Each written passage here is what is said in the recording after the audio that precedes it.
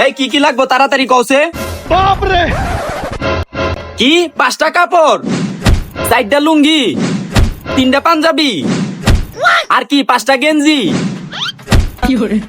কি এই সব কিছু আব্বা কিনা ফলাইছে?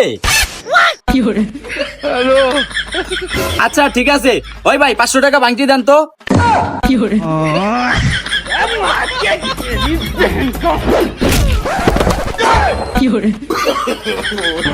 ওই আপনি আমার বুকের ভিতরে লাত্তি মারলেন কে? আর লাত্তি মারলেন তো মারলেন, এটা কোন স্টাইলে লাত্তি মারলেন? পাছা ঘুরাইয়া। তুই তার পুতুই যে কাম করছো তোর তো চেহারা দেখে মন চাইতেছে না, এই লিগে তোর আমি পাশা করে লাত্তি মারছি।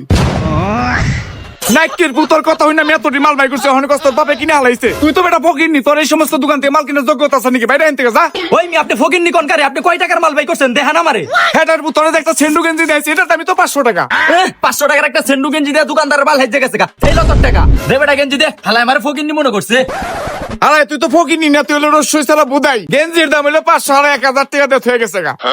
যাই হোক মাল বাই করে লস না, মাগনা 500 টাকা পেয়ে গেলাম। এই মিয়া টেকা গুজেন কেন লাগে আমার বাদ দিবেন না?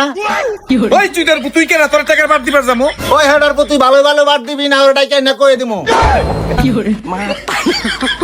ভাই তুই আর কিছু কইতে এলে তোর 200 টাকা দিলাম, তাও তুই জামালা কইছ না, টাকা ভাই যা। হালার ঘরে হালা আপদ বিদায় হইছে, তাও তো আমার 300 টাকা লাভ হইছে।